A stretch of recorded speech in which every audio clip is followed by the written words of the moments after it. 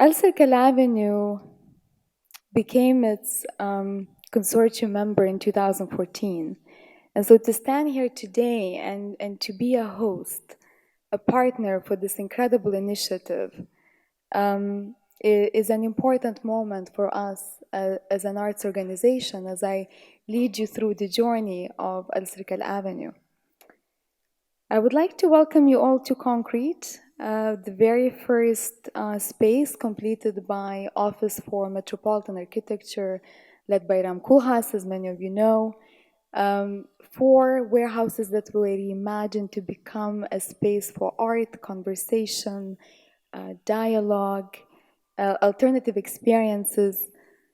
Many of you might call it gentrification, but this is something that I would argue, and we can have a conversation afterwards since Leeza gave me 10 minutes to make an introduction. But as we meet in Dubai, I was thinking, what does it mean? Why is Asia Contemporary Art Week taking place here after 5 of its iterations for the first time outside of North America? And Leeza put it very well yesterday, saying, for the first time, in a sense, Asia is connecting to itself. And it's interesting that Dubai becomes that conduit for that to take place this year. Dubai is a city developed through challenging the existing paradigms of urban development. And I think in that process, got a fair or maybe unfair share of critique, one might argue. Many call it, Ahmed Kana expressed it to be deracinated neoliberal utopia, and Samar Begin expressed it to be an instant city, a product of superfast urbanism. But is that only Dubai? Is neoliberalism only in the city of Dubai, or is it a global phenomenon? One might wonder. And where is arts and culture in that context? This is something that we as Alserkal Avenue always contemplated since the very beginning. And I think Jürgen Habermas puts it very well when he says, put bluntly, you had to pay for books, theater, concert, and museum, but not for the conversation about what you had read, heard, and seen, and what you might completely absorb only through this conversation. Today, this conversation itself is administered. And for us as Alserkal Avenue, it was always important that we are not only a place where culture is produced and consumed, but where culture is debated and critiqued. And as we developed and theorized our own model that would not be invaded by Western logic or subjectivities, but would be relevant to the local ethnographies of the city.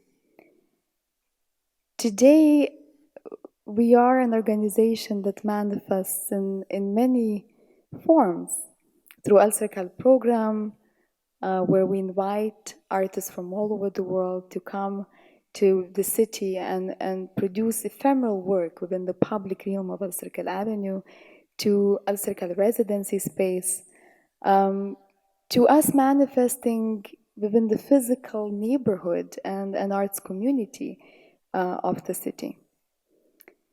And as we serve many publics, it's almost in opposition to accelerationism and in favor of slowing down, as philosopher Isabel Stengers put it. And this is what we tend to do as an organization, especially last year, as we turned 10. We had to reflect and go through cultural audit to understand what is our role today and going forward.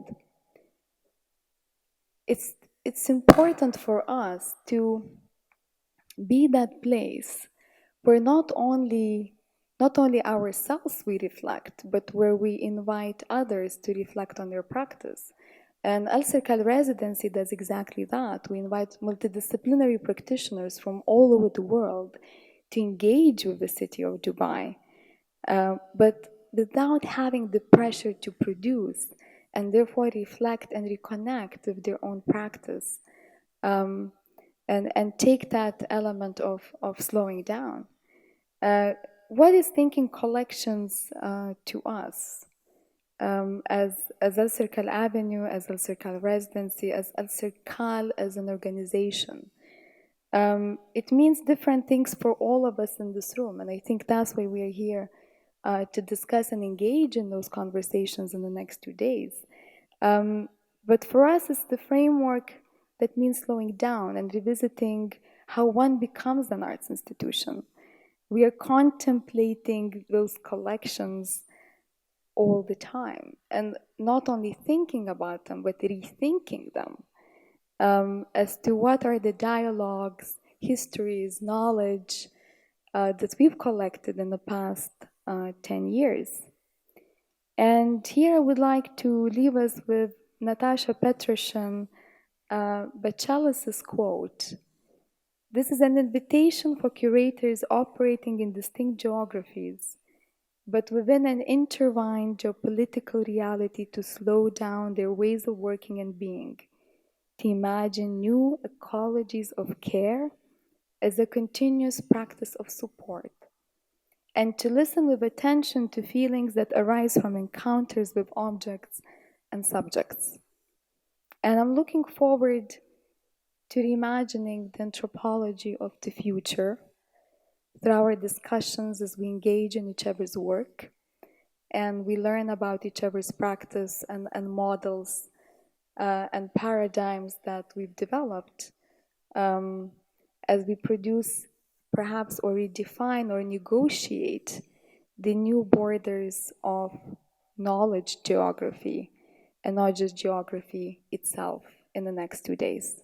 And I would like to invite Leeza Ahmady to continue this conversation. Thank you.